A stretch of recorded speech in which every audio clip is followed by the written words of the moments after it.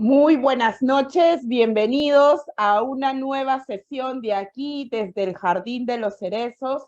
Hoy en nuestra sesión, 33ª sesión, nuestra sesión 33, uno de mis números favoritos, los invitamos a participar de este importante tema que hoy tenemos aquí, que es un tema muy importante, la radioterapia. Hoy estamos con el doctor Gustavo Lullo. Tuvimos hoy unos inicios inconvenientes con nuestro audio, pero ya estamos aquí nuevamente y vamos a dialogar de este importante tema. Entonces, doctor Gustavo está por aquí. ¿Está allí? Sí, ¿qué tal? Doctor. Muy buenas noches. Buenas ¿Cómo noches, están? doctor. Bueno, para empezar, dándole la bienvenida al doctor Gustavo Lullo, quien hoy nos acompaña, y él es médico, radiólogo, ¿no? Radio-oncólogo, especialista en trabajos de cirugía de, perdón, en radiación de mamas, cabeza, cuello, ¿no? Pulmones, entre otros.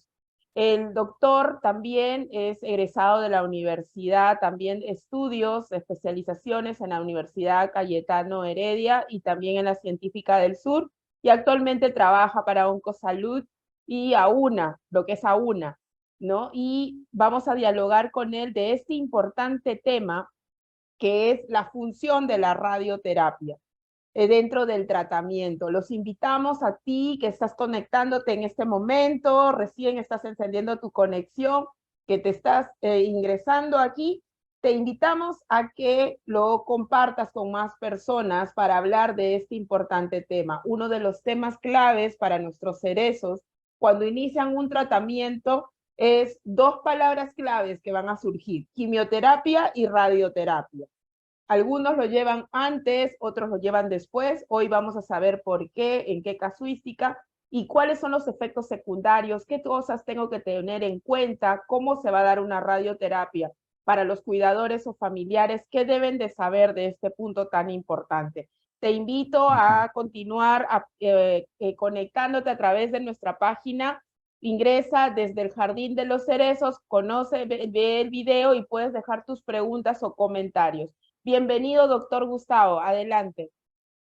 Muy buenas noches, muchas gracias por la invitación. Un gusto estar desde el Jardín de los Cerezos para ustedes. Estoy a su servicio. Gracias.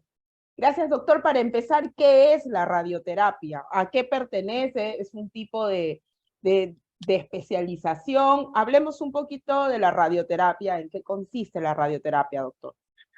La radioterapia es una especialidad en que consiste en la administración de radiación, ¿sí? Así, por ejemplo, como los oncólogos médicos administran quimioterapia, que son medicamentos que pueden entrar vía endovenosa o por vía oral, la radioterapia usa radiación para tratar el cáncer. Más o menos para que ustedes tengan una idea, en el manejo de la radioterapia data ya más o menos más de 100 años. Estamos hablando desde 1895-96 que se descubrió la radiación, comenzó a usarse como tratamiento. Y esto es un poco para que todas las personas que escuchen este video tengan la tranquilidad que la radioterapia no es un tratamiento novedoso que recién se ha descubierto, sino tiene muchos años de experiencia para el manejo del cáncer. Incluso, por ejemplo, en Perú, eh, antes no existía el Instituto Nacional de Enfermedades Neoplásicas como tal. Este hospital antes se encontraba frente al Hospital Arzobispo Loaiza, el que actualmente es el Hospital San Bartolomé. Se llamaba Instituto de Radioterapia de Lima. Es decir, el tratamiento del cáncer inicialmente se manejó con radioterapia y luego, con el advenimiento de nuevos estudios, ingresaron nuevos medicamentos como la quimioterapia para el manejo del cáncer, ¿no? Doctor, y aquí es un punto importante porque las personas cuando escuchan la palabra radiación generan un Ujú. cierto rechazo. Y también, como usted habla un poco de la historia de este tratamiento, ¿qué relación o qué diferencia hay con estos famosos baños de cobalto que antes se daban y que las personas tenían pues sentir un poco preocupante, ¿no? De lo que podría Sí, pasar. sí lo he escuchado el término y en realidad no difiere mucho de lo que se hace hoy, simplemente que los baños de cobalto significa, el cobalto un elemento de la Tierra que luego de una preparación se vuelve radioactivo, ¿sí? Entonces, antes el tratamiento de radiación se administraba con estas pastillas para dar radiación externa. Por ejemplo, el cáncer de mama se daba a la mama eh, con estos baños de cobalto que no era más que recibir la radiación a ese nivel, ¿no?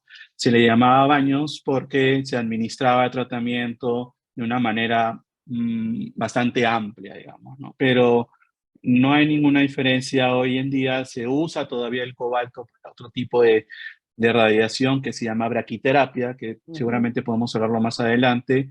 Y lo que se usa ahora para un tratamiento de radioterapia externa o teleterapia, que es administrar radiación a una distancia lejana, es con rayos X. Estos rayos X que nosotros usamos son exactamente los mismos que se usan para la tomografía, que seguramente alguno ha usado, la misma mamografía o la placa de tórax, incluso son equipos médicos que usan rayos X. La gran diferencia de esos equipos médicos con el de radioterapia es que la máquina de radioterapia son unas máquinas mucho más grandes, pero que administran la radiación con mucho más fuerza, con la idea de matar células, ¿no? Ujú. Y normalmente algunas personas es un tratamiento complementario o asociado a la quimioterapia, pero no todas las personas pasan por un proceso de quimioterapia. Hay pacientes hay cerezos que primero pasan por un proceso de radioterapia en una primera fase. ¿Qué diferencia hay de la aplicación de tener la radioterapia previo a una Ujú, operación o tenerla después de una operación? ¿Es como un ajá. sellado? ¿Cuál es un poco aquí la trayectoria de este Ujú. proceso de radioterapia? Recordemos, la radioterapia es un tratamiento que forma parte digamos, del triángulo del manejo del cáncer, ¿no? Ujú, Tenemos tres esquinas, ¿no? Tenemos la ujú, cirugía oncológica, la radioterapia y la quimioterapia. Ahora, va a depender mucho del tipo de cáncer, de la edad de la persona, eh, y también el tipo de histología, el grado, para ver nosotros cómo podemos administrar el tratamiento y personalizarlo, porque hoy en día se personaliza el tratamiento. Ahora, ujú, el tratamiento de radioterapia puede ser como un tratamiento radical. ¿Qué significa esto? Que el paciente puede recibir radioterapia con la intención de curabilidad del cáncer, ¿sí? Entonces, un paciente, por ejemplo, que tiene el diagnóstico de un cáncer de amígdala o de orofaringe o nasofaringe, por ejemplo, que es una parte de la faringe superior, puede recibir el tratamiento de radioterapia es el tratamiento estándar, es decir, el paciente no va a cirugía, porque la cirugía puede llevar o conllevar a más complicaciones que la radioterapia. Es ujú. decir, la radioterapia, dependiendo del tipo de cáncer, de la ubicación, de la edad del paciente y otros factores, puede servir como un tratamiento radical, puede ser, como usted dice, un tratamiento que puede ir antes de la cirugía, el término correcto es neoadyuvancia, Claro. y en cáncer de recto es el más usado, se usa antes de la cirugía para que el tumor pueda reducirse de tamaño y el cirujano pueda encontrar márgenes libres a la hora de sacar el recto, por ejemplo, ¿no? Ujú. Y tenemos también el término de adyuvancia, que es lo que usted dice, dar la radioterapia después de un tratamiento, por ejemplo, quirúrgico. El tratamiento de radioterapia, por ejemplo, en cáncer de mama o en un cáncer de cuello uterino o en un cáncer de próstata, puede hacerse el tratamiento después de la cirugía de acuerdo a las características patológicas del resultado de la patología después de la cirugía, ¿no? Por ejemplo, uno de los términos más comunes es que el cirujano haya dejado márgenes comprometidos y eso amerita pues un tratamiento con radioterapia posterior. Es como un Finalmente, sellado, ¿no, doctor? Es es como un como un sellado, sellado, una correcto, es como un cicatrización que sellado. ayuda a que cicatriz. Correcto, más que cicatrices, porque nosotros sabemos que después de este tipo de tratamientos quirúrgicos, existe un alto riesgo de haber quedado células tumorales aún. Ujú, Entonces, la radioterapia tiene que eliminar esas células que aún están pendientes. De hecho, los pacientes que tienen alto riesgo de que nuevamente pueda aparecer este tumor y no reciben radioterapia, tienen alto riesgo de que el tumor vuelva a aparecer ahí, ¿no? ujú, Y finalmente, también la radioterapia se usa en un par de situaciones más. Una de ellas es para el tema de alivio del dolor, calmar el sangrado, aliviar compresiones medulares y este término usualmente lo usamos como paliativo, ¿no? Y es ujú, muy efectivo para aliviar el dolor. El paciente al usar radioterapia puede dejar de usar o puede disminuir el uso de algunos medicamentos como por ejemplo la morfina u ujú. otros tipos de medicamentos con el uso de la radioterapia, ¿no? Y además, hoy en día, y en realidad eso también tiene mucho tiempo, en el manejo de enfermedades benignas.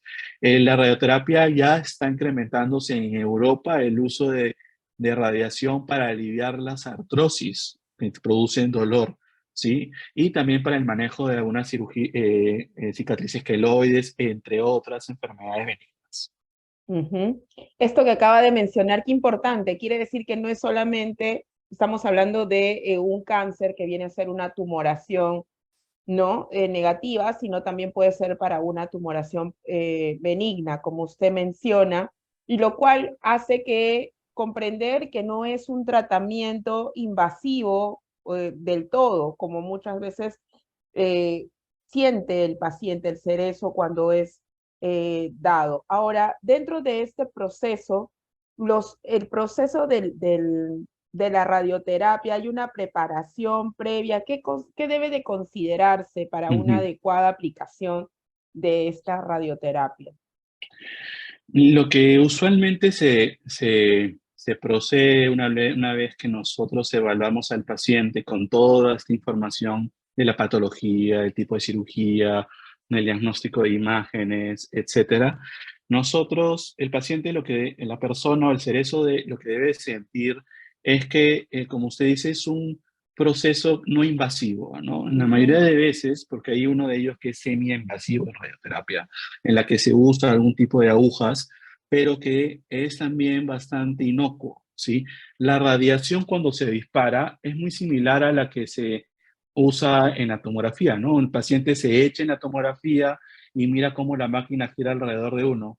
Igual, la máquina de radioterapia uno se echa en la máquina de radioterapia y la máquina gira alrededor de uno y no duele, no molesta al girar o al administrar la radiación.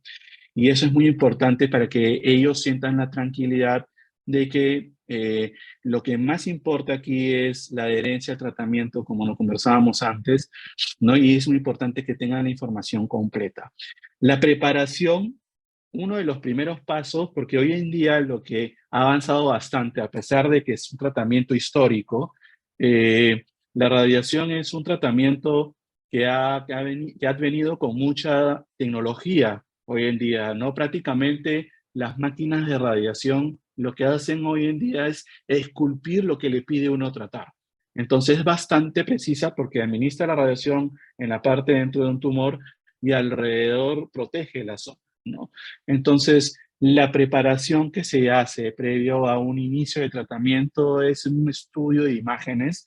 Nosotros le llamamos tomografía de simulación, que es una tomografía donde se colocan unas marcas en la piel del paciente que nos sirven como coordenadas para la posición del paciente, porque el paciente puede recibir entre una sesión a 38 sesiones de así radiación, es. dependiendo del cáncer.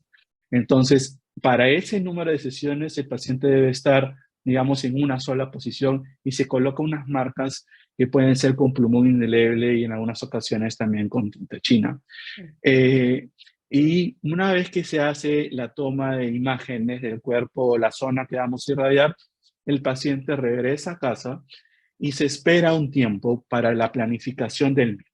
¿Sí? Estamos hablando básicamente del tratamiento que se usa con rayos X, que es la teleterapia. Y ese tratamiento usualmente puede demorar entre 7 días, 14 días, dependiendo de la institución y sus tiempos de demora. en los que nosotros nos demoramos en poder calcular la dosis de radiación, ver cómo la máquina va a girar alrededor de la persona, cómo la máquina va a dirigir la radiación y se inicia el tratamiento. En ese tiempo, lo que se espera del paciente es que venga con ropa cómoda, con tranquilidad y dependiendo del caso, dependiendo del tipo de tumor, que lo podemos hablar más adelante, va a tener que tener algunos cuidados previos al tratamiento. En algunos casos, doctor, hay pacientes que tienen efectos secundarios similares a la quimioterapia, como pueden ser las náuseas, las arcadas, también la disminución del peso en algunos casos. ¿Cuán frecuente es que estos procesos le afecten a un paciente frente a que, o de repente es frente a algún tipo de diagnóstico en especial, ¿no? Enfocado de repente el cáncer de mama, cuello uterino o uno de próstata? ¿Cuándo, en qué caso es de repente lo más frecuente que ocurren estos efectos secundarios o es en base a la persona? Sí, mucho tiene que ver con el organismo de cada persona. En mi experiencia he visto que hay pacientes que no sienten absolutamente nada Ujú. y también hay pacientes que sienten algunas molestias, ¿no? Pero creo que eso, y yo he sido parte del cambio entre la tecnología anterior y esta moderna, y he visto que la tecnología nos ha permitido reducir mucho las toxicidades y las molestias en los pacientes. Y sí, va a depender también mucho de la ubicación que vamos a irradiar. Por ejemplo, si nosotros vamos a irradiar parte del abdomen o dentro de la zona abdominopélvica, de hecho, pues la radiación va a cubrir parte de los intestinos. Y de hecho que estos intestinos, al inflamarse por la radiación, lo que ocurre es que de manera temporal, transitoria, durante el tratamiento de radioterapia y 1 o 2 semanas después, nuevamente depende de cada persona, lo que puede ocurrir es una mala absorción de algunos alimentos, por ejemplo, ¿no? Y ¿Cómo si qué uno tipo de come, alimentos de repente podría ayudar en ese momento? O qué eh, alimentos de repente no consumir o qué alimentos podrían fortalecer el poder asumir mejor este tratamiento?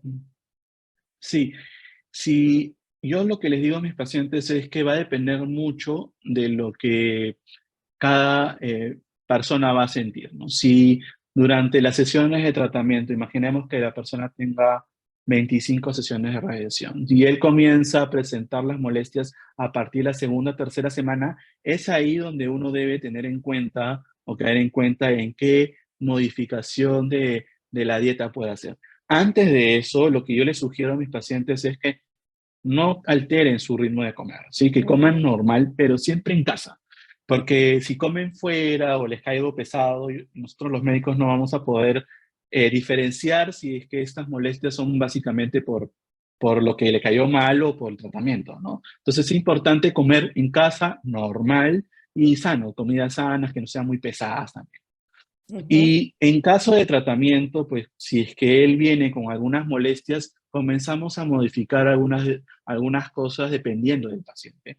Voy quitando de repente algunas fibras, lácteos, voy quitando eh, algunas grasas y vamos manejándolo de acuerdo a cómo el paciente se vaya sintiendo. Quitando los alimentos que pueden producir esta mala absorción, el paciente mejora bastante, ¿sí? Y a veces, o muchas veces en mi caso, no dejo medicación quitando algunos alimentos que pueden producir esto, ¿no? Entonces, es dependiendo del caso y viendo qué cosas puede ir el paciente tolerando o no. Pero en esencia, el paciente no debe dejar de comer. Mi recomendación para ellos, los que reciben esa zona abdominal, pélvica, es que no dejen, por ejemplo, de consumir sal, porque un error común es que el paciente deja de comer sal, tomar sal. Y la sal que tiene sodio permite mantener líquido dentro de la sangre o al paciente hidratado. Entonces, incluso cuando uno va a la farmacia y quiere comprar electrolitos, los electrolitos está el sodio como parte principal para el Mm, manejo de la hidratación.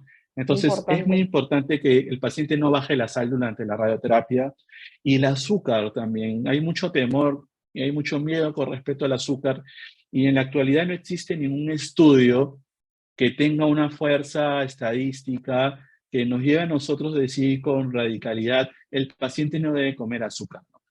El azúcar sí en exceso puede producir diabetes y esto puede conllevar a otras complicaciones, pero durante el tratamiento de radioterapia el paciente necesita usar carbohidratos, necesita estar alerta, ¿no? Muchas veces algunos pacientes por miedo o por una mala información dejan también de comer azúcar, dejan de comer carbohidratos y más la radioterapia que puede producir un poco de cansancio, como un niñito, un bebé deshidratado, pues se comienza a dormir, comienza a tener más cansancio, no se adhiere al tratamiento, tiene náuseas y vómitos y es más complicado. Entonces, es muy importante esos detalles antes de tratar.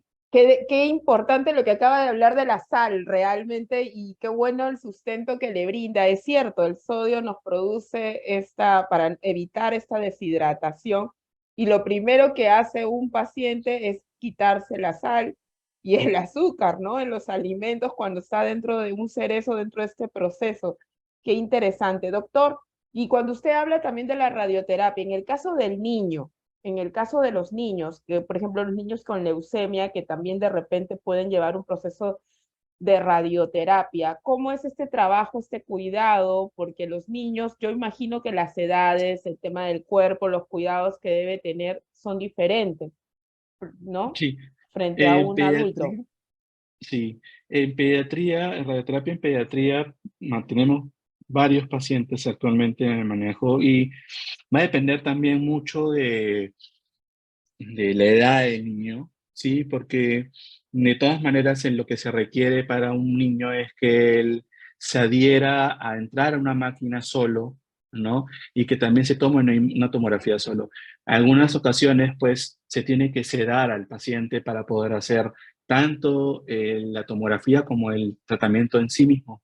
Entonces, lo que se sugiere es más que todos los médicos, tratar de adherir al niño, ¿no? Tratar de adherir al niño con el personal adecuado para eso.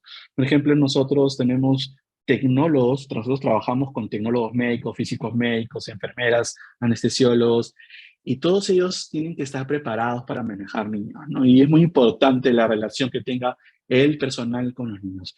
Con respecto a si hay alguna preparación, de hecho va a depender mucho de la ubicación.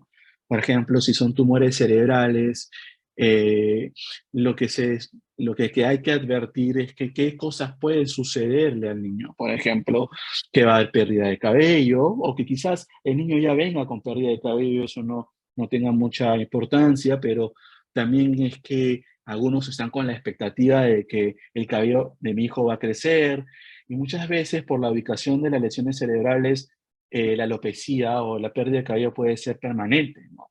Irreversible. O en el caso, por ejemplo, de que puede producir un poco de sueño después de cada sesión de radiación, que puede producir náuseas o vómitos. Y esto es porque dentro del cerebro muchas veces lo que produce la radiación, independientemente de donde uno la administre, produce inflamación y esta inflamación o esta hinchazón dentro de la cabecita puede producir dolor. Y esto es tanto en niños como en adultos, ¿no? Pero de todas maneras hay que estar alertas con los niños porque de hecho es mucho más penoso ver a un niño con esas molestias que un adulto, ¿no? Entonces a veces ellos no saben explicar también cómo detectar estas molestias y es muy importante la información que se le brinde al padre y a la madre. Y este punto también pasa cuando usted hablaba de las sesiones, la cantidad de sesiones. Es importante entender que en una primera etapa, y esto pasa porque muchos cerezos lo cuentan también, en una primera etapa, en las primeras 6 sesiones, puede ser que tu cuerpo no tenga ninguna reacción y es más, tú digas, no me pasó nada, la radioterapia es excelente, pero rumbo a la sesión 15, 16 en adelante, si le tocó 38 sesiones, o en algunos casos he escuchado que les ha tocado hasta más de 38 sesiones, para casos muy extremos. ¿Qué pasa con la piel del paciente? ¿Qué ocurre con el cuerpo? Porque es una radiación. Entonces, si es una Ujú. radiación, es una quemadura, ¿no? Quiero entender, ¿es así? O sea, ¿se puede explicar que es como una Ujú. quemadura? Sí, pero primero para que las personas entiendan un poco los cerezos, el número de sesiones va a ir de acuerdo mucho, por ejemplo, a la histología del paciente, a la histología de la patología, a las características del tumor. Entonces, hay tumores que son muy sensibles al tratamiento con radiación, por ende no requiere tanta número de sesiones, y hay tumores que requieren más sesiones de radiación porque son no resistentes al tratamiento, pero tienen cierta resistencia, por lo que requieren más radiación para eliminarla, ¿no? ¿En qué Entonces, órganos, de doctor, hecho, aquí? En esta pregunta, por en esta ejemplo, explicación, ¿en qué órgano sería, por ejemplo, entre uno y el otro? Disculpe que la por corté. ejemplo, la diferencia está en páncreas, en próstata, por ejemplo, ¿no? Ujú. En tumores con cáncer de próstata se requiere mucho más sesiones de radiación porque es algo resistente al tratamiento, a diferencia, por ejemplo, de un linfoma no Hodgkin, Ujú. un linfoma folicular, por decir, en el que se requiere actualmente 12 sesiones de radiación. ¿Sí? Entonces, y esto un poco es esta gran gama de histología que tenemos entre las patologías, incluso en los linfomas, hay pacientes que requieren 12, hay pacientes que requieren 25, dependiendo mucho de la patología, va a hacerse el número ampliado de sesiones. Y es ahí, dependiendo también, como dije, de la ubicación, donde la piel puede ser afectada. ¿Qué órganos? La piel puede ser, la piel en tumores de piel, en tumores Un de melanoma, mama. por ejemplo, en un melanoma, ¿cómo podría ser ahí el tratamiento? Siendo la piel el órgano más grande del cuerpo, o sea, ¿cómo sería El en el caso tratamiento del inicial melanoma? en melanoma, por ejemplo, es primero cirugía. Y Ujú. luego de la cirugía valorar si es que requiere o no un tratamiento con inmunoterapia o con quimio. Y luego, si es que tiene algunas características patológicas, se irradia en la zona donde estuvo la lesión inicialmente o los ganglios, ¿no? Entonces, por ejemplo, en un melanoma de cabeza y cuello, lo que se suele usar es primero cirugía, de acuerdo a las características, se puede administrar radioterapia o no. Y en cabeza y cuello es una de las zonas donde usualmente la piel puede verse afectada. Ujú. Entonces, en la semana 2 o en la semana 3 es cuando comienza de una manera leve, puede afectarse o ver cambios en el paciente, ¿no? El paciente puede notar que hay solamente un enrojecimiento o que se hiperpigmenta la piel, es decir, se oscurece la piel como si fuera un bronceado. Nuevamente, esto depende de cada persona, del tipo de piel, y en algunos casos le puede picar, en algunos casos le puede arder, en algunos casos se puede pelar la piel. Los cuidados que debe tener el paciente para los cuidados de la piel, independientemente de la zona donde se reciba, si en el caso de cabeza y cuello o mama, ¿no? O tumores de piel, lo importante es que entienda o que sepa que durante 3 meses después de haber terminado la radio, la persona no debe tener una exposición directa al sol. Ujú. Ese es uno. Segundo, deben haber algunos cuidados, como por ejemplo usar un jabón de glicerina neutro, tratar de usar bloqueador solar, si va a haber alguna exposición. Por ejemplo, si hay pacientes que reciben radioterapia, qué sé yo, a las 8 de la mañana, 9 de la mañana, y tienen que hacer una actividad al mediodía, ir al banco, ir a hacer las compras, y va a haber alguna exposición al sol. Luego de la radioterapia, lo que yo sugiero es que luego de la radioterapia se coloque una capa fina de bloqueador. Cualquier marca que sea uno que tenga más de 30 de protección UV. Y pues otras recomendaciones pueden ser algunas cremas hidratantes, que las puede usar antes de la radiación, antes de que aparezcan estas molestias. Cuando ya aparecen las molestias con tratamiento, lo que sí es imperativo que el médico decida qué crema usar a tiempo, ¿no? Usualmente lo que se usa son cremas corticoides, ¿no? Que se puede comenzar de una baja gama, no una baja gama, sino una baja, eh, existen corticoides que se usan para lesiones muy intensas, eritematosas, rojas muy intensas, a algo más leve, ¿no? Entonces, para esos leves, usualmente puede usarse mometasona, pero debe ser indicado siempre por el médico radiooncólogo. Hay un medicamento que antes se utilizaba y que he visto que algunos pacientes todavía lo usan, el Biafime, el Biafime, ¿no? Biafime, esa es una crema post, antes, ¿cuándo debe de El, el, usarse y qué tan necesario o bueno es el que lo use? Biafine, el Biafine es una crema buena, ¿sí? No quiero entrar en muchos detalles con el Biafine, pero existen algunos estudios que no han determinado que el uso de Biafine sea superior, por ejemplo, a una crema hidratante. Ya. o que sea mejor que el uso del corticoide, ¿no? Ujú, Incluso el corticoide en su momento parece ser mejor que el uso de la trolamina, que es el componente que se usa en el diapine. Entonces, mi sugerencia es, va a depender mucho del paciente y del tipo de piel que tiene, pero el uso de trolamina, si el paciente lo tiene, puede usarse antes de tratamiento y cuando ya venga el tema de la inflamación de la piel, es mejor que el médico radiooncólogo evalúe si es que debe usar corticoide o no. ujú. En cuanto a las recetas caseras, que nunca faltan, nunca faltan nuestras recetas caseras. El uso de frente al calor y al ardor, porque es como una erisipela intensa que se produce, Ujú. es una quemadura, ¿no? Para las personas que nunca han tenido este proceso o desconocen un poco, es como una quemadura que se produce en la piel, como una erisipela muy fuerte. Usan esto precisamente el uso de los tomates, el uso de la papa, que la colocan para que disminuya, qué tan útil es esto, qué tan bueno es esto, u otros Sí, alimentos que los colocan de repente para disminuir o reducir el dolor o el ardor, ¿no? O mm, desinflamar.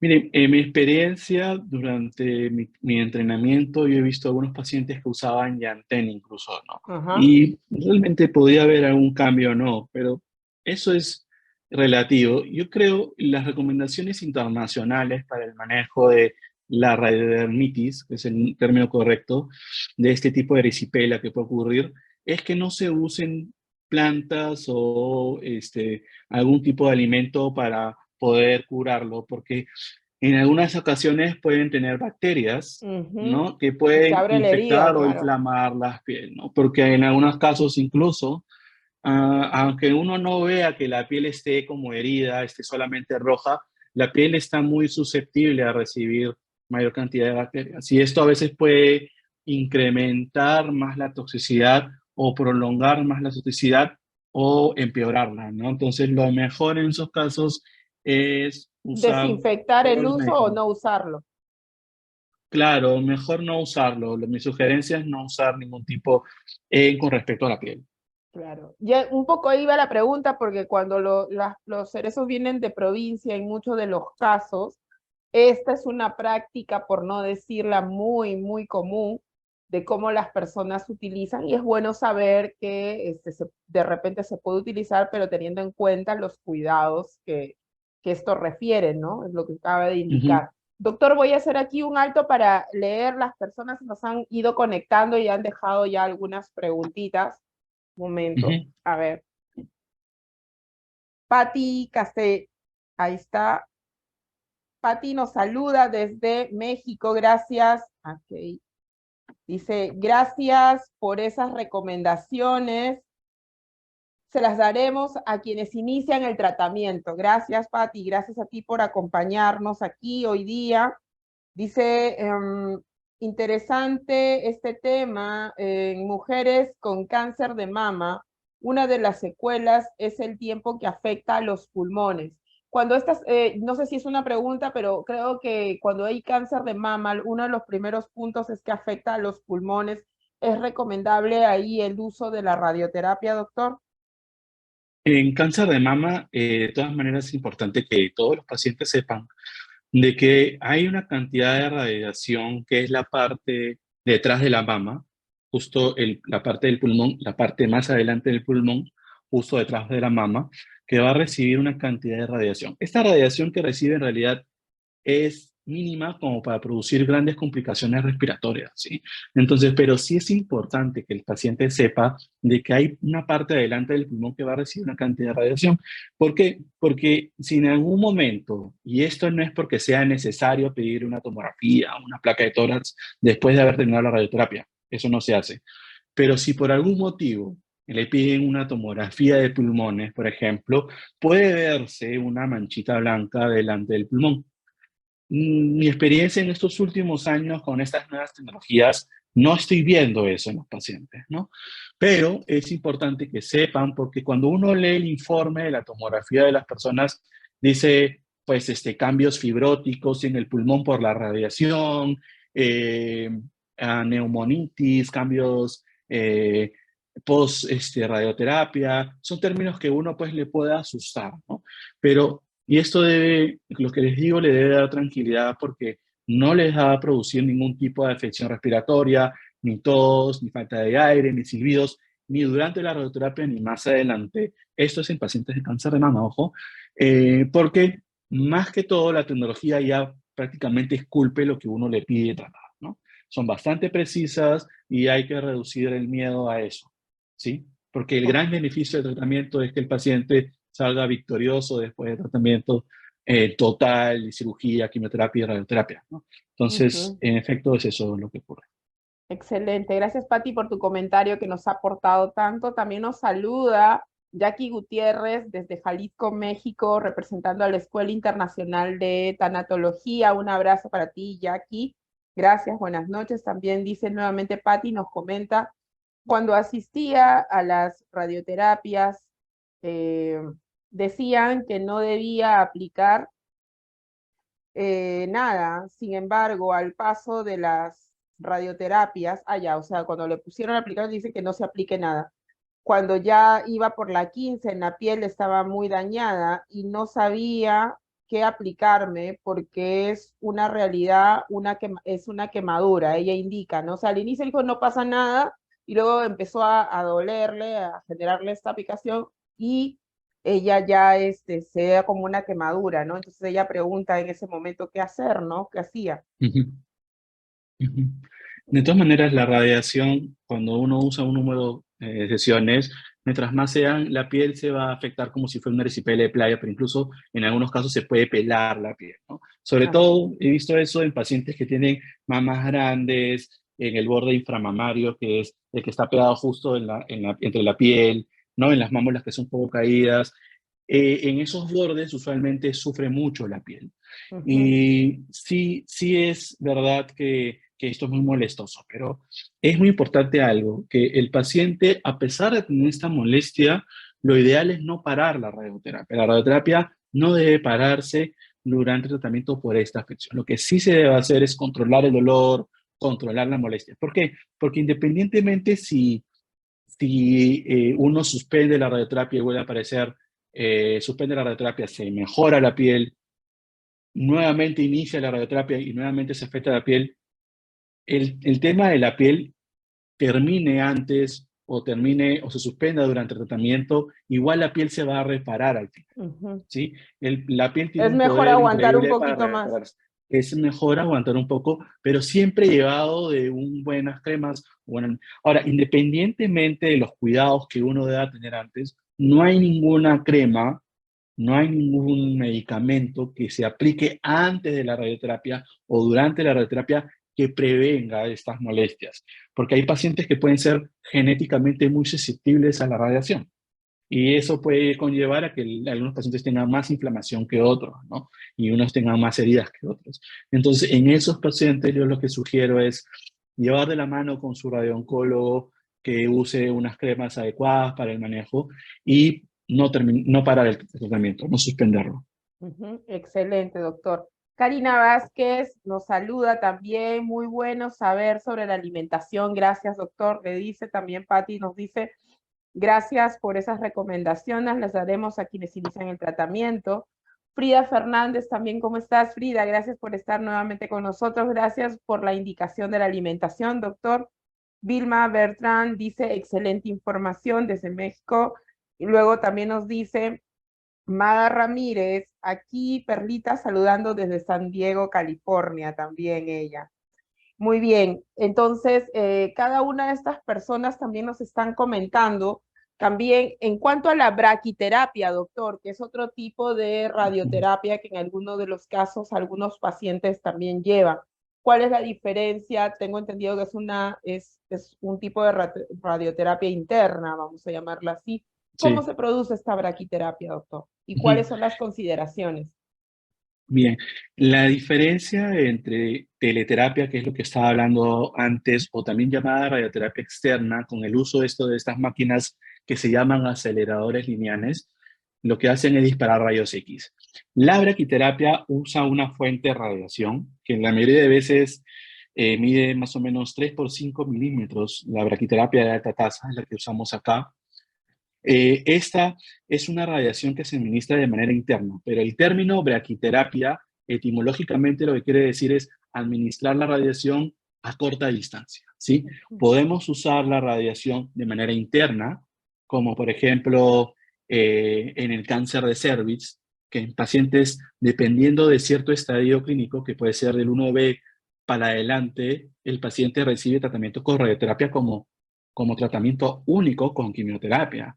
Ojo, no necesariamente requiere la cirugía, ¿sí? Pero en esos pacientes que se pueden usar de manera radical, con intención de curabilidad, o como un tratamiento después de la cirugía, lo que se hace después de un tratamiento de teleterapia a la pelvis, en cáncer de cervix, por ejemplo, o endometrio o útero, se administra un tratamiento con braquiterapia dependiendo de lo que se tenga del paciente, si es una paciente operada o no. Se administran unos cilindros que entran de manera intravaginal, o también se coloca un tubito que nosotros le llamamos tándem y anillo, que son unos sistemas que entran de manera intravaginal y también dentro del cuello uterino, con la finalidad de que se pueda administrar una radiación alta dentro de la zona donde uno quiere irradiar. Otra forma de irradiación con braquiterapia es en el cáncer de próstata. Hoy en día tenemos la gran ventaja de que los pacientes con cáncer de próstata se pueden tratar o con cirugía o con radioterapia, por ejemplo, ¿no? La radioterapia puede ser tratamiento único, y una de las herramientas con las que contamos es la braquiterapia, y se colocan unas agujas que van de manera paralela a un ecógrafo que va dentro del recto. Estas agujas entran a través del perine directamente hacia la próstata sin dañar ningún órgano, y luego de colocar unas 15 a 20 agujas se conectan con unos cables y entra, previa planificación tridimensional con inteligencia artificial, entra una fuente de radiación a irradiar dentro de la próstata. Esta es una forma de administrar una alta dosis de radiación con una baja probabilidad de complicaciones a los órganos que están alrededor. Hemos tratado también en nuestra institución pacientes con cáncer de piel, con agujas o con plesoterapia o con moldes, ¿no? Lo que tenemos también dentro de la institución, por ejemplo, es el uso de impresoras 3D, ¿no? Para formar moldes de acuerdo a la anatomía de la persona. Lo que se hace hoy en día es tomar una impresión con una tomografía del paciente, por ejemplo, de la cara, y se toma una muestra, un molde de la nariz de la persona que tiene un cáncer de la piel de la nariz, por ejemplo. Entonces se hace un molde que va a calzar perfectamente con la con la nariz de la persona, y entran unos catéteres en este molde, de manera que de manera superficial la radiación con la braquiterapia pueda afectar solamente la piel, donde está el tumor, ¿no? Y después de eso no hay afección, ¿no? Entonces la braquiterapia es una gran herramienta dentro del manejo de la radioterapia. Va a depender de cada cáncer, va a depender de cada paciente, pero es un equipo de médicos que nos ayuda a reducir las complicaciones casi por completo también. Es decir, por ejemplo, si he entendido bien, en un cáncer de próstata puede haber la alternativa de una braquiterapia o una radioterapia tradicional. Sí, Dependiendo del totalmente. paciente, depende del tipo de tumor, depende del paciente, depende específicamente de cuál de los dos espacios. Sí, correcto. Depende mucho también por ejemplo, ¿no? En cáncer de próstata hay pacientes que se pueden operar y después de la operación van a cirugía, tienen algunas características patológicas adversas y se administra tratamiento con teleterapia o radioterapia externa. Pero hay pacientes que deciden, y esto es un tema muy importante, deciden continuar solamente su tratamiento sin cirugía, van a radioterapia. Y algo entre paréntesis para informar es que el paciente que opta por tratamiento de radioterapia con braquiterapia mantiene su erección, por ejemplo, y su continencia urinaria, ¿no? Donde con cirugía incrementa la probabilidad de que ocurran esas dos cosas. Con radioterapia casi no se ve eso, porque el uso de la braquiterapia administra una radiación alta dentro de la próstata sin dañar a los órganos que están alrededor, y la radiación complementaria a la zona de la pelvis, ¿no? en el tema de la braquiterapia, por ejemplo, ¿con qué frecuencia podemos utilizarla en las instituciones públicas de nuestro país? Ya es un tratamiento que está, por ejemplo, las personas que se atienden en hospitales o organizaciones, institutos nacionales como es el INEM, en estos lugares, ¿podemos encontrar esto también en tema de la braquiterapia o es propio todavía solo de la entidad particular? Miren, para que tengan ustedes una idea, lo que se necesita en cualquier parte del mundo, por cada millón de habitantes, por cada 500.000 habitantes, por cada 500.000 habitantes se requiere un acelerador lineal, ¿sí? Y en Perú, más o menos actualmente tenemos 31 máquinas. O sea, si estamos hablando que somos más de 35 millones probablemente de habitantes, estamos actualmente con 31 o 40 y tantas máquinas de acelerador lineal. Estamos con un déficit total.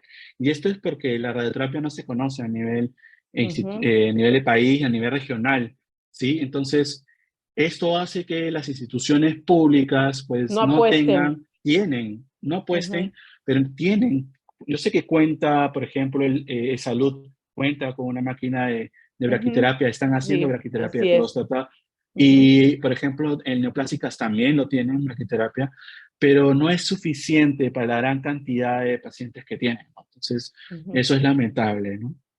Y eso es importante, ¿no? Porque ayudaría mucho a poder comprender que sí, si bien es cierto, hay tecnología, hay profesionales que se están capacitando, como usted y como cada una de las personas, que tenemos al alcance nuevas alternativas para el paciente y para que este tratamiento, que de por sí es bastante invasivo y todo lo que conlleva el poder tener un cáncer, pueda también ayudarle y darle mayores recursos y mejores pronósticos también para el paciente, porque usted cuenta, en otra sesión conversamos un poco sobre la sexualidad y también hablamos de la sexualidad del varón.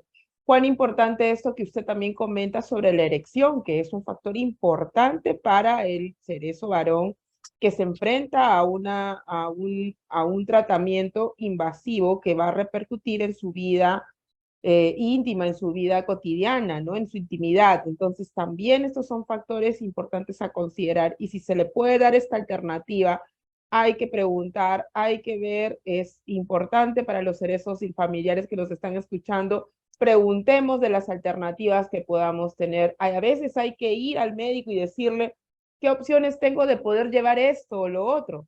Quiero probar Ujú, esto o lo otro, ¿no? No quiero llevar solo esta alternativa.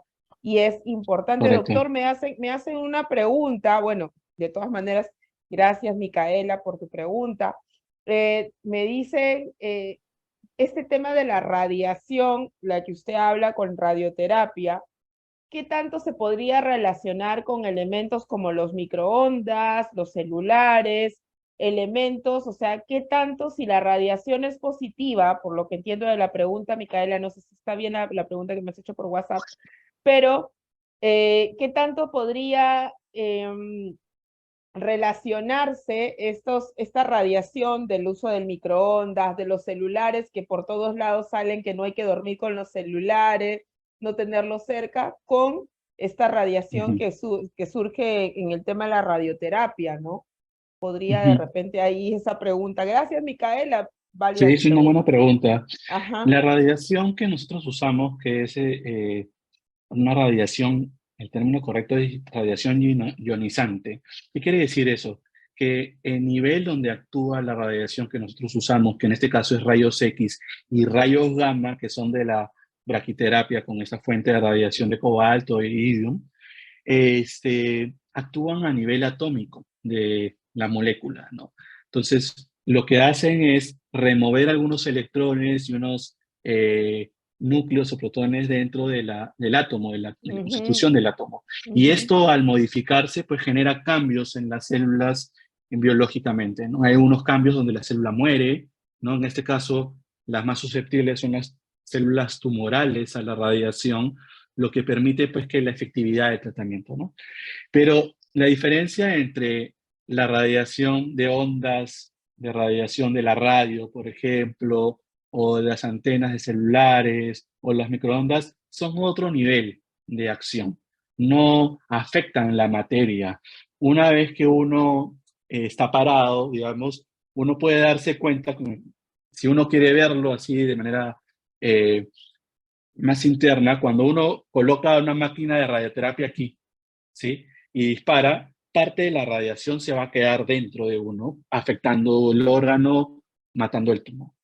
Pero cuando uno tiene la antena del celular, digamos, que estemos parados justo al costado de una antena, y pone el celular al costado, las ondas de radiación de los celulares atraviesan sin afectar la materia dentro del cerebro, por ejemplo, ¿no? Entonces, estos mitos con respecto a que si la radiación de los celulares, la radiación de las radios o del microondas puede afectar a las personas, no hay evidencia porque no actúa manipulando o generando cambios en la materia, ¿sí? En la persona humana, en este caso, ¿no? Entonces, no hay por qué tener temor. Lo que sí les recomiendo a mis pacientes es que muchos de ellos, por ejemplo, no duermen, y ahí es un tema que de repente me gusta tocarlos con ellos, ¿no? Muchos de ellos no duermen porque hay temores, etcétera, y una de las cosas frecuentes que hacen ellos es buscar información, o a veces están en la madrugada leyendo el celular. Y en realidad el celular lo que puede afectar no es que pueda causar tumores cerebrales, eso no va a pasar, pero lo que puede afectar es en el sueño de las personas, ¿no? El Claro, uso por la cotidiano durante pantalla. las noches por la pantalla afecta el sueño y las personas no duermen bien.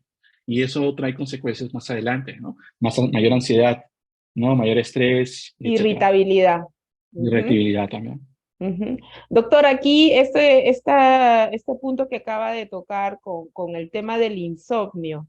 ¿El insomnio puede ser un efecto secundario post-radioterapia también? ¿Se da con No, frecuencia el insomnio sin no, al importar el lugar? contrario. No, independientemente del lugar, la radiación no causa insomnio, pero lo que causa insomnio probablemente sean todos los temas que la persona o el cerebro tenga en su mente, ¿no? De hecho, ellos tienen bastantes preocupaciones que no lo dejan dormir. Pero lo que sí causa la radiación en algunos casos es fatiga o cansancio, ¿no? Ujú. Entonces, Y si también el ocurre tema eso, hay que dormir. y en otro punto también, doctor, el tema del estreñimiento puede ser producido, también la radioterapia puede producir estreñimiento.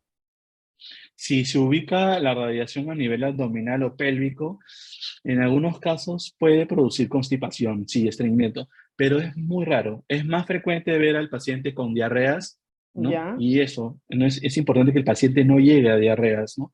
Porque muchas veces el cuerpo avisa, y es un tema que me gustaría tomarme el tiempo de ujú. explicarles a los pacientes, y es Claro que que el sí. cuerpo avisa cómo es que va ocurriendo esta mala absorción que explicaba antes, ¿no? Hay algunos que presentan gases, un leve disconfort abdominal, un poquito de náuseas, un poquito de asco, y es que el cuerpo ya les está avisando que comiencen a hacer dieta para no llegar a las diarreas, que es lo más Ujú, frecuente. El estreñimiento lo he visto, pero no es tan frecuente. ujú.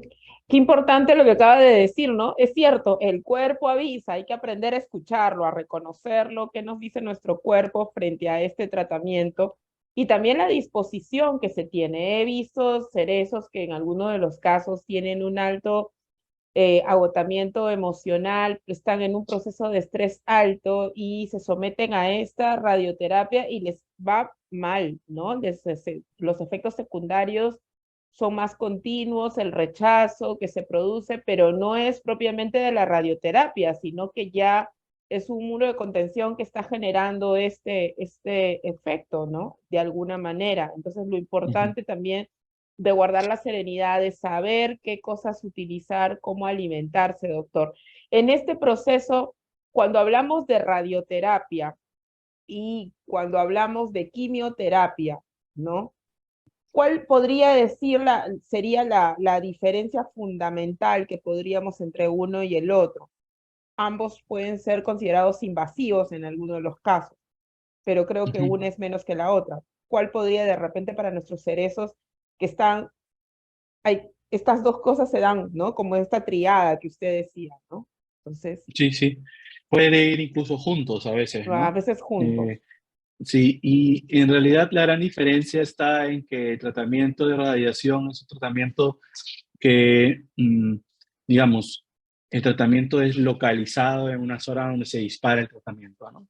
A diferencia, por ejemplo, de la quimioterapia, que uno toma el medicamento o toma o le colocan por vía endovenosa el medicamento de la quimioterapia y en algunos pacientes o en algunos casos hay pérdida de cabello, ¿no? Puede ser que la quimioterapia sea para un tumor de la faringe, ¿no? Pero igual puede haber pérdida de cabello, puede haber náuseas, puede haber cambios en las uñas, y esto es porque la quimioterapia actúa a cualquier nivel de parte del cuerpo, ¿no es cierto? Y diferencia de la radioterapia es que actúa a nivel muy localizado, ¿no? Y se trata de diferenciar las zonas que están alrededor. De hecho, como les dije hace un rato, va a depender mucho de cada persona, pero en esencia es esa la diferencia, ¿no? Que en algunos pacientes van a presentar, cuando, por ejemplo, hay algunos casos que llevan radioterapia con quimioterapia, en esos pacientes se adelantan las molestias de la radioterapia, ¿no? Por ejemplo, el tema de la piel en cabeza y cuello, ¿no? Un paciente que lleva radioterapia sola puede producirse la molestia de manera muy leve a partir de la segunda, tercera. Con quimioterapia, a partir de la segunda, tercera, comienza a enrojecerse un poco más de lo normal, ¿no? Porque se potencian los dos, ¿no? Y pues otras cosas que ocurren con la quimioterapia también, ¿no? Que es un tema aparte. Ujú.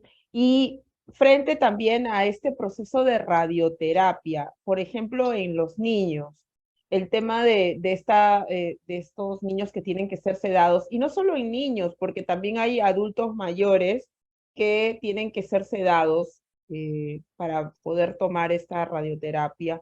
¿Cuál podría ser el riesgo que tenga esta sedación? Pues, es muy invasiva, hay que tener mucho cuidado.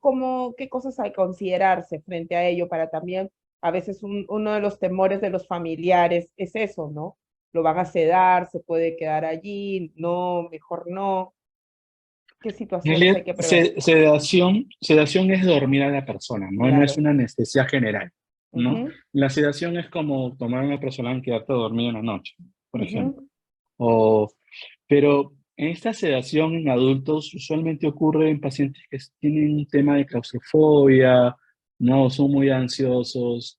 Y la sugerencia en primera instancia es que el paciente trate de adherirse, como siempre les digo a todos, de manera sin sedación, ¿no? ¿Por qué? Porque la sedación requiere, pues, no solamente mayores recursos, sino que también requiere una mayor tiempo de recuperación. Entonces, para entrar y salir de repente es algo con que el paciente se puede adecuar conversando previamente con él, yendo a un psicólogo, un psicooncólogo previamente, que converse con él para que busque ejercicios de relajación previo al ingreso de la radioterapia, ¿no? Porque cada sesión de tratamiento puede ser 10 a 15 minutos, no es más de eso, ¿no? Y hoy en día, pues las máquinas tienen adentro todo un componente de audio que uno puede hablar con, con el ujú. personal tecnológico, de tecnología de radioterapia. Entonces, y se le pide también al personal que sea bastante humano con eso, porque hay pacientes que no toleran no estar mucho tiempo sentados o echados.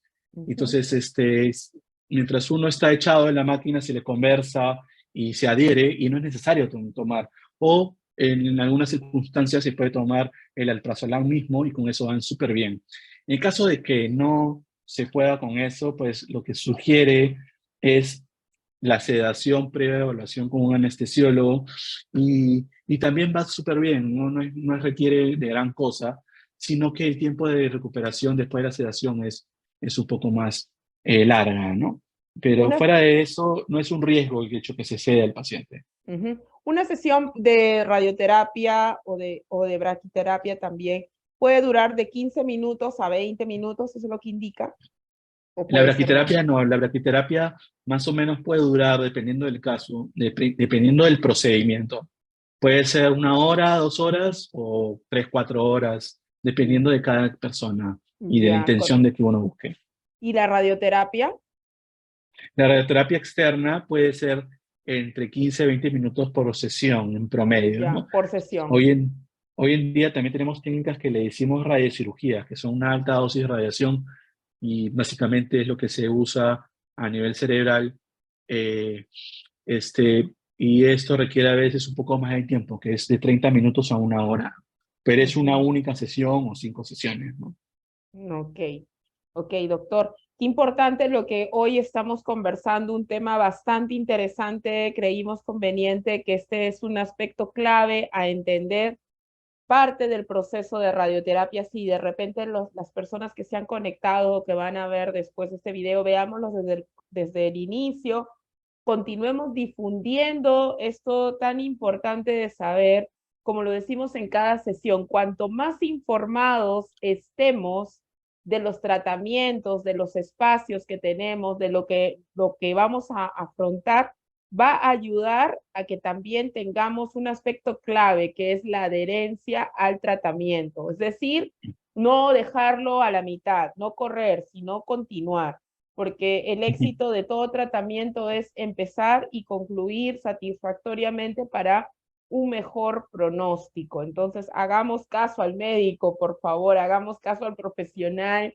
que nos da las recomendaciones. No es parte a veces de nuestra idiosincrasia creer en los mitos en lo que nos dijo la abuelita de la abuelita de la abuelita, a entender estas alternativas que hoy el doctor Luyo nos ha transmitido y nos ha compartido. Doctor, algo que desee agregar aquí en esta conversación, en resumen, que le quiera dejar a los cerezos que hoy lo están escuchando y que se van a conectar después. No, que tengan confianza en su médico, es muy importante tener adherencia con ellos, como usted lo dijo, y creo que hay un punto importante también que me faltó decir, no tengan miedo a la radiación después de cada sesión con el tema de radioterapia, porque hay otra especialidad que es medicina nuclear, que es otro tema, pero en el tema de radioterapia no hay que tener miedo a que el paciente después de cada sesión el paciente puede tener contacto con niños, embarazadas, puede dormir con su pareja, no hay ningún inconveniente con respecto a eso, ¿no? Porque hay unos que tienen miedo a que puedo yo salir del tratamiento y estar emitiendo radiación. Eso no es así. El paciente puede tener contacto con sus familiares, acercarse a Ah, animales, cocinar, etc. excelente. ¿Puede cocinar, doctor? ¿Puede hacer este trabajo siempre y cuando no tenga quemaduras o sea muy fuerte, o es preferible que descanse? ¿Qué es lo más recomendable? Yo me prefiero, si es que la radiación causa cansancio, que descanse en ese momento, pero luego la idea es que haga sus actividades normales, ¿no? Por un Mm, tema mental también le va a ayudar mucho. lo ayuda a mejorar. Muy bien, doctor. Bueno, hoy día nos ha acompañado el doctor Gustavo Luyo. Lo pueden contactar a través de su correo. Nos ha permitido brindar su correo electrónico gluyo@auna.pe o al teléfono 962-62-6060. Él atiende Oncosalud. Entonces, a una, lo pueden contactar, seguir conversando con él si tienen alguna duda. Y recordemos que tenemos profesionales que día a día, valoremos a nuestros profesionales de la salud, que día a día vienen investigando y desarrollando nuevos conocimientos, incrementando sus conocimientos para establecer nuevos protocolos de atención que vayan en bien de cada cerezo. Entonces, es importante valorar este punto, ¿no? O sea, pero también es importante, como siempre lo digo, de repente por ahí a alguno le puede costar, seamos responsables de nuestra salud. ¿Sí? Seamos responsables de nuestra salud, nuestra vida, nuestro cuerpo, y la enfermedad no es algo que llega de fuera o porque nos tocó vivir esto, ¿no? Sino asumamos que también depende de nosotros, y si depende de nosotros cuidarnos, también depende de nosotros detectar a tiempo, y detectar a tiempo también de poder encontrar la cura con todos nuestros recursos. Los invitamos la próxima semana. También aquí desde el Jardín de los Cerezos a las 8 de la noche tenemos otro importante tema, los tumores de la hipófisis. Y también los invitamos, por favor, a compartir. No te quedes si te gustó esta sesión de hoy, si la sentiste interesante, que de por sí lo fue, doctor Gustavo, ha sido muy grato tenerlo. Realmente compartan con más personas, súbanlo, pónganle compartir a sus redes sociales, e incrementemos esta marea de poder educar a nuestra población y entender que el cáncer ya no es sinónimo de muerte. tenemos alternativas de hace 10 años y la ciencia cada minuto sigue encontrando nuevas innovaciones para el bien de cada persona. A partir de mañana, recuerda que también lo puedes encontrar en YouTube a través de @desde el Jardín de los Cerezos, y también puedes ingresar al Spotify como algo que compartir y encontrarás todas nuestras sesiones para que mientras manejas, cocinas o haces algo de tu vida cotidiana puedas ir informándote de este importante tema. De esta manera les agradecemos por acompañarnos todos y muchísimas gracias, doctor. Hasta pronto y nos encontramos la próxima semana. Muchísimas Gracias. gracias. Hasta Gracias. pronto. Gracias.